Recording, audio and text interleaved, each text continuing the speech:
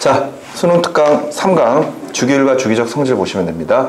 우리 지난 시간에 원자의 구조까지 설명해 드리고 나서 선생님이 원자 구조 끝날 쯤에 이 3강 주기율과 주기적 성질에 대해서 빠르게 좀 정리를 해 드렸습니다. 사실 가장 핵심적인 내용들은 모두 다 그 부분에서 다 나와 있다고 생각하시면 돼요. 자, 추가적으로 우리가 내용들 살펴볼 거 있는지 따져보고 빠르게 내용 정리하고 그 다음에 뒤에 문제를 좀 볼 겁니다. 자, 페이지 73쪽에 보시면은 원소의 분류와 주기율에 관련된 내용 나와 있죠. 선생님이 지난 시간에도 이야기했다시피 우리가 이제 주기적 성질 부분을 다루게 될 때는 이 주기율이 무엇을 의미하는 건지, 그리고 주기율의 변천 과정 중에서 특히 두 사람, 바로 근대 주기율표의 근간이 되었던 바로 멘델레예프와 모즐리의 주기율표를 정확하게 구별하는 것, 맞죠? 그게 이제 가장 중요한 핵심 포인트 부분이라고 이야기를 했습니다. 물론 데베라이너의 새쌍 원소설이나 뮬렌즈의 옥타브설 같은 경우에도 당연히 개념 자체는 알아둘 필요가 있겠죠. 그런데 수능에서 이제 보통 문제로 다뤄지기에는 약간 좀 무리가 있거든요. 내용 자체가 별로 없으니까요. 그런데 나중에 뭐 논술이나 이런 부분에서는 데베라이너의 새쌍 원소설이나 아니면 뮬렌즈의 옥타브설 같은 경우에도 다뤄지는 경우가 있기 때문에 개념 정리 잘 하시기 바라고요. 제일 밑에 보면은 멘델레예프와 모즐리의 주기율표에 대한 내용 나와 있습니다. 멘델레예프는 당시에 알고 있던 이 원소들을 원자량 순서로 배열했다라는 것, 그죠? 그러면서 그 당시에 비슷한 성질이 나타나는 원소들을 세로 줄에 배치를 했었었는데, 그때 예를 들어 어떤 원자량 순서랑 주기적 성질이랑 그런 것들을 가지고 표를 완성하는 과정에서 그냥 과감하게 빈칸 같은 것들을 만들어 나가면서 그 빈칸에 있는 원소들의 물리량들을 예측을 했다라고 했었죠. 그러면서 그런 것들을 예측함으로써 나중에 실제 원소가 발견이 되었을 때 그 예측했던 것과 일치하는 것을 모아 이 멘델레예프의 주기율표가 상당히 신뢰성이 있었다, 그래서 인정을 받았다라고 이야기를 해드렸었을 겁니다. 맞죠? 자, 그런데 뒤로 가서 문제가 생기는, 특히 원자량이 큰 그런 원소들에서 주기적 성질에 문제가 생기는 것을 해결하지 못했었는데 모즐리가 그것을 완벽하게 해결을 했다 그랬었죠. 모즐리가 원소의 주기율표를 만들 때 앞서 멘델레예프는 원자량 순서로 배열했지만 모즐리는 무슨 순서로 배열하였다? 원자 번호 순으로 배열하였다. 그죠? 그 정도까지 정리를 해두시면 될 것 같습니다. 자, 넘어가시면 페이지 74쪽에 주기율표 나와 있으니까 쭉 내용 읽어보시면 될 것 같고요. 자, 페이지 75쪽으로 넘어가시면은요, 이런 주기율표에 나와 있는 원소들 중에서 금속 원소와 비금속 원소, 그리고 중금속에 관련된 성질들이 나와 있습니다. 당연히 이제 주기율표를 보면은 주기율표의 전체적인 모습은 대략 이렇게 생겼고요. 주기는 1주기부터 7주기까지, 그 다음에 족은 1족부터 18족까지가 존재합니다. 그랬을 때 금속 원소는 이렇게 나눠서 이쪽이 금속 원소, 이쪽이 비금속 원소. 그러면서 이제 금속 원소 같은 경우에는 주기율표의 왼쪽과 가운데 부분에 주로 위치하고 있다 그러고, 비금속은 오른쪽 상단부에 많이 위치하고 있다라고 이야기하죠. 자, 거기에서 지금 현재 표를 보면은 금속 원소의 성질과 비금속 원소의 성질들도 쭉 나와 있는데, 여기서 또 하나 정리할 내용이 반응성입니다. 이때 금속은 왼쪽 아래로 내려갈수록 반응성이 커집니다. 근데 금속의 반응성이 커진다는 뜻이 무엇이냐? 금속의 반응성이 크다라는 것은 전자를 잃기 쉽다, 따라서 양이온이 잘 되는 거죠. 양이온이 잘 되는 거고요. 그만큼 산화물을 잘 형성합니다. 화합물 형성을 잘해요. 그리고 나서 이제 전자를 잃는 것을 우리가 이제 산화된다라고 하거든요. 산화가 잘 됩니다. 근데 산화가 잘 된다는 뜻은 반대로 남을 환원시키는 능력인 환원력이 크다, 이렇게 표현하기도 합니다. 특히나 이제 우리가 제일 뒤에 가서 산화 환원 파트 볼 때 여기에 대한 내용들 상당히 잘 나오거든요. 그러니까 이것도 미리 좀 알아두시기 바라고요. 비금속은 오른쪽 위로 갈수록 역시 반응성이 커집니다. 근데 이때 18쪽은 제외하셔야 돼요. 18쪽은 제외하시고 이때 반응성이 크다, 이때는 전자를 얻기 쉽다, 그리고 음이온이 잘 되는 거죠. 근데 이제 음이온이 잘 된다는 뜻은 전자를 얻으니까 환원이 잘 된다는 뜻이고, 남을 산화시키는 능력인 산화력이 크다, 이렇게 이제 정리를 쭉 해두시면 될 것 같습니다. 됐죠? 자, 이런 내용들 보시면 되겠고, 추가적으로 중금속이 나와 있습니다. 중금속은 금속과 비금속의 중간적인 형태를 띠고 있는 원소들이에요. 위치는 금속과 비금속의 요 사이가 중금속이라고 생각하시면 되겠고요. 명확하게 금속이다, 비금속이다 구별하기가 좀 애매합니다. 그래서 이 중금속 같은 경우에는 주로 이제 반도체 재료로 많이 사용하는 그런 원소들, 이렇게 정리하시면 되겠어요. 자, 바로 밑에 기출문제 다시 보기 나와 있습니다. 문제를 한번 좀 볼게요. 주기율표의 일부를 나타내고 있는 것이고 설명으로 옳은 것은 했습니다. 자, 지금 현재 A 원소는요, A 원소는 수소죠, 수소. 그죠? 자, 그 다음에 B 원소는, B는요, 산소죠, 산소. 그지? C 원소는 나트륨이고요. 그 다음에 D 원소는 염소입니다. 자, 이런 식의 주기율표에서 임의의 기호로 나와 있는 경우에는 실제 원소로 적어놓고 문제 푸는 게 좋다고 이야기했습니다. 자, 먼저 기억해. 원자가 전자수는 C가 A보다 더 많다. C는 원자가 전자 몇 개? 한 개. 그죠? 1족이니까요. 그 다음에 A도 1족 원소니까 원자가 전자 한 개죠. 그렇기 때문에 기억은 틀린 말이 되겠고요. 니은에 원자가 전자가 느끼는 유효액 전하는 D가 C보다 더 크다. D랑 C랑 비교할 겁니다. 근데 얘네 둘 다 같은 족이죠, 같은 족. 같은 족. 그럼 전자 껍질의 수는 똑같아요. 대신에 나트륨은 원자 번호 11번, 염소는 17번이다 보니까 양성자 11개가 원자가 전자를 잡아당기는 것과 17개의 양성자가 잡아당기는 힘은 다르겠죠. 그러다 보니까 11개의 나트륨이 잡아당기는 힘이 더 상대적으로 작을 것이고 염소가 더 크겠죠. 따라서 D가 C보다 더 크다. 맞는 말이 되겠고, 디귿에 B가 옥텟 규칙을 만족하는 안정한 이온이 될 때는 비가음 이온이 된다. 산소는 원자가 전자가 6개니까 전자 2개를 얻어서 비이가 음이온이 되려고 하겠죠. 그래서 옳은 것은 니은과 디귿 두 가지 체크해 주시면 되겠습니다. 되셨나요? 자, 이제 넘어가시면은 원소의 주기적 성질 중에 가장 첫 번째로 나와 있는 게 원자 반지름입니다. 자, 원자 반지름도 선생님이 미리 설명을 다 해드렸는데요. 원자 반지름은 우리가 지금 현재 오비탈의 개념으로 원자를 설명할 때 원자가 어디까지인지가 모호하죠. 그래서 우리가 원자 반지름을 측정할 때는 같은 원자로 구성되어 있는 이 원자 분자의 핵간거리의 절반을 측정하든 아니면은 금속 결정들의 핵간거리의 절반을 측정을 하든 이런 방법으로 우리가 원자 반지름을 정하고 있습니다. 그죠? 근데 이런 원자 반지름을 결정하는 요인들 크게 세 가지로 볼 수가 있죠. 첫 번째가 전자 껍질의 수, 두 번째가 양성자 수, 세 번째가 전자 수. 이렇게 세 가지를 볼 수가 있었습니다. 원자 반지름이 커지기 위해서는요, 전자 껍질의 수 많아야 된다 그랬습니다. 그건 결과적으로 주기가 크면 클수록 전자 껍질의 수가 많아지니까 원자 반지름이 커진다. 자, 대신에 양성자 수는 작을수록 좋았죠. 잡아당기는 힘이 작을수록 좋은 거고요. 전자의 수는 많을수록 좋았습니다. 맞죠? 그랬을 때 전자수가 많아질수록 반발력이 커지니까 원자 반지름이 커질 수 있었죠. 근데 두 가지가 서로 충돌을 해버리다 보니까 우리는 이 둘을 묶어서 유효 핵전하의 개념으로 표현을 했었습니다. 유효 핵전하가 어떨수록 작을수록, 그죠? 그만큼 원자 반지름이 크다. 따라서 양성자 수와 전자 수 두 가지로 가지고 유효 핵전하를 감안할 때는 양성자 수가 전자 수보다 더 큰 영향을 미친다라는 거, 그거 기억하시면 되겠어요. 됐죠? 자, 이렇게 해서 원자 반지름을 쭉 정리할 수가 있고요. 원자 반지름의 주기적 변화가 나와 있는데, 자, 지금 현재 우리가 1번부터 20번까지 이렇게 본다면요, 주기율표의 모습에서 원자 반지름은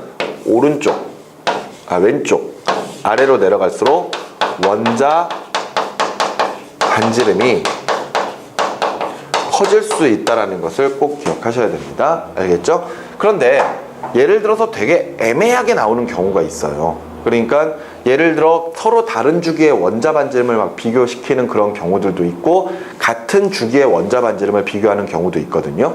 근데 같은 주기에서는 분명히 왼쪽으로 갈수록 원자 반지름이 작아지는 건 맞습니다. 근데 서로 다른 주기에서 다른 족의 원소들을 비교할 때는 무조건 뭐 아래로 내려간다고 해서 무조건 원자 반지름이 커지는 건 아니에요. 알겠어? 뭐 거기에 예를 들자면은 리튬하고 염소 보세요. 리튬하고 염소. 리튬은 여기에 있고 염소는 여기에 있잖아요. 맞죠? 그러면 우리가 생각했을 때 염소가 전자 껍질이 3개니까 리튬보다 원자 반지름이 커야 되겠지 라고 생각하는데 실제 값은 리튬이 더 크거든요. 맞죠? 거기에 보면 나와 있잖아요. 리튬은 150 pm 정도, 피코미터 정도 나오고 염소는 100 피코미터 정도밖에 안 나오거든요. 그러니까 도리어 염소가 더 큽니다. 염소보다 리튬이 더 커요. 근데 문제에서는 이런 것들을 외울 필요는 없다라는 겁니다. 외울 필요는 없다. 근데 상대적으로 같은 주기에서는 왼쪽으로 갈수록 원자 반지름이 커진다. 같은 족에서는 아래로 내려갈수록 원자 반지름이 커진다. 그리고 만약 이런 조건들의 문제가 나온다면은 분명히 문제에서 이런 것들을 따질 수 있게끔 정리를 해 놓을 겁니다. 알겠죠? 무조건 염소가 크다 이렇게 생각하고 문제 풀면 안 돼요. 알겠죠? 자, 그런 상태였고요. 뭐 그런 내용들 계속해서 76쪽 부분에 쭉 설명이 되어 있습니다. 됐습니까?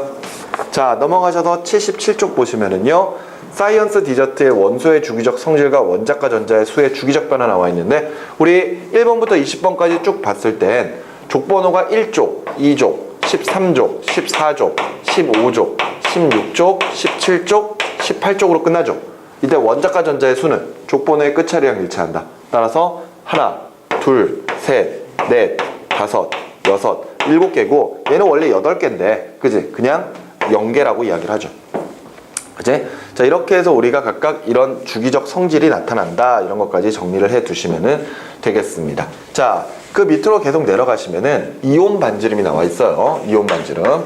자, 원자 반지름이 이해가 됐다면은 이온 반지름은 뭐 이온 상태의 반지름이니까 뭐 조건들은 동일하고요. 그치? 그것으로 가지고 비교를 하면 될 텐데 이때 금속과 비금속의 원자 반지름, 이온 반지름 비교하시면 되죠.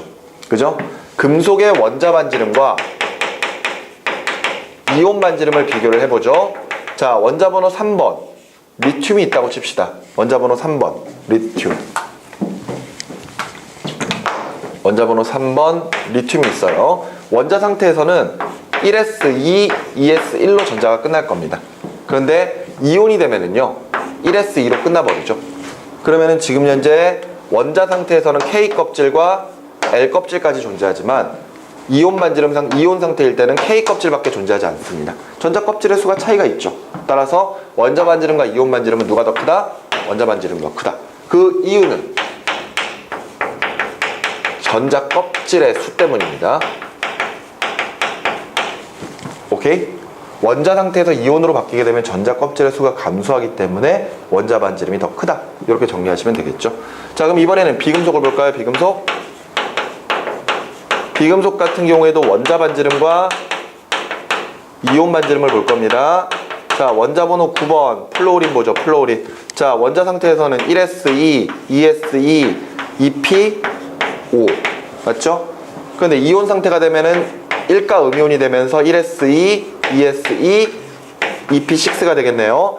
전자 껍질의 수는 K 껍질, L 껍질 2개, K 껍질, L 껍질 2개. 그죠? 각각 전자 껍질의 수 똑같고요. 양성자 수 9개로 변하지 않습니다. 하지만 전자 수가 9개, 10개가 되니까 반발력이 커지죠. 따라서 반지름은 이온 반지름이 더 클 것이다. 그죠? 그러면 얘네들이 이렇게 나타나는 이유는 결과적으로 전자의 수가 많아졌기 때문에. 그죠? 근데 이 전자의 수가 많아졌다는 이야기는 유효 핵전하가 어떻게 된 거야? 유효 핵전하가 작아졌다고 볼 수가 있는 거죠. 여기까지 이해가 됩니까? 다시 위에서도 전자 껍질의 수가 원자 반지름에서 이온 반지름일 때 감소를 하기 때문에 이런 현상이 벌어지는 거죠. 근데 이때도 유효 핵전하가 영향을 미칩니다. 이때는 유효 핵전하가 커진 거예요. 왜냐? 전자 껍질의 수가 감소하면서 결과적으로 더 가까이에 있는 전자들을 잡아당기게 되고 그러면서 얘네들이 양성자수 3개가 그대로인데 전자수가 3개에서 2개로 줄어버리잖아요. 그러니까 상대적으로 전자 하나가 느끼는 유효핵전하는 커지는 효과가 생겨버리는 겁니다. 그래서 더 세게 잡아당겨지게 되는 거죠. 이해되셨습니까? 이렇게 단순히 이제 원자 반지름과 이온 반지름 두 가지만 비교할 때 그냥 단순히 금속 원소는 원자 반지름이 크다, 비금속 원소는 이온 반지름이 크다 이것만 하지 말고 그 이유들 그리고 그 유효 핵전하의 개념까지도 조금 이해를 해 주셨으면 좋겠습니다. 알겠습니까? 자, 그리고 나서 넘어가시면 등전자 이온의 반지름 나와 있는데 우리 이거 많이 연습했죠? 그제? 자, 그래서 넘어가셔서 페이지 79쪽 보시면은요, 기출문제 다시 보기 나와 있습니다. 자, 거기 보면서 정리를 해보도록 할게요. 가부터 다는 몇 가지 원소의 원자 반지름, 원자과 전자의 유효 핵전화, 네온의 전자 배치를 갖는 이온의 반지름 중 하나를 나타내고 있는 것이고, 가부터 다에 해당하는 것을 옳게 짝지은 것은 하고 물어봤습니다. 자, 지금 보면은 그래프에서 지금 나타나 있는 게 질소, 산소, 플로린, 나트륨, 마그네슘, 알루미늄까지거든요. 자, 그런데 우리가 지금 찾아야 될 것은 원자 반지름, 원자과 전자의 유효 핵전화, 네온의 전자 배치를 갖는 이온, 등전자 이온의 반지름이거든요. 그럼 우리가 제일 먼저 쉽게 확인할 수 있는 게 등전자 이온 반지름 볼까요?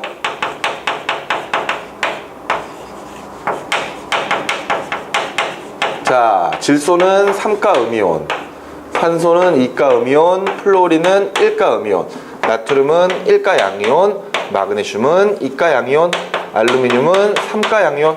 이래야지 네온의 전자 배치가 되겠죠. 자, 그랬을 때 이온 반지름 비교할 때 얘네들 모두 다 원자 번호 10번 네온처럼 배치가 되니까 전자 껍질의 수 똑같고요, 전자의 수까지 똑같습니다. 단 뭐가 달라요? 양성자의 수가 다르죠. 7, 8, 9, 11, 12, 13. 그죠?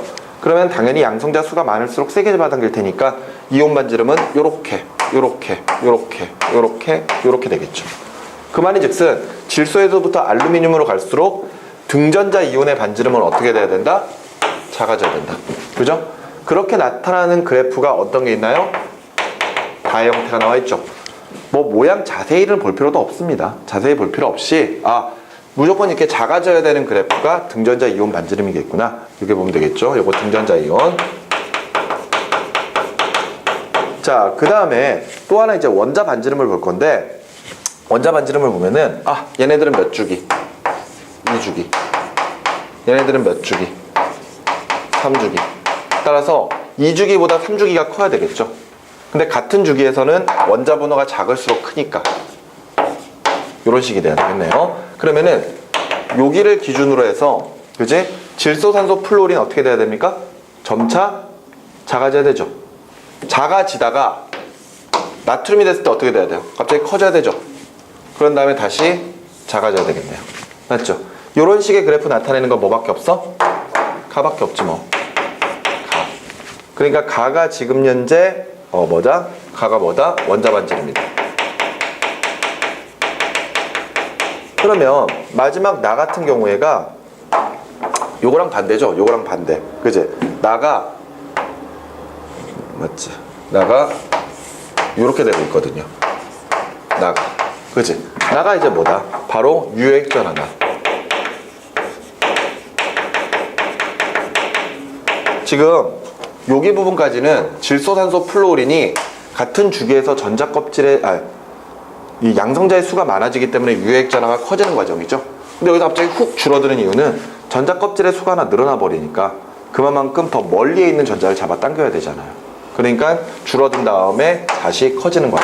그게 이제 유효액전화다. 이렇게 정리하면 되겠네요. 그래서 답을 1번으로 체크를 해주시면 되겠습니다. 됐습니까? 자, 오늘은 일단 시간상 여기까지만 하도록 하겠고요. 다음 시간에는 다시 나머지 내용들, 이온화 에너지, 그 다음에 전기 음성도 다 정리할 거고요. 그리고 나서 뒤에 있는 문제, 2점짜리랑 3점 테스트 문제 풀어보도록 하겠습니다. 아시겠죠? 미리 문제를 좀 풀어주시면 좋겠습니다. 자, 오늘 수업 여기까지예요. 수고하셨습니다.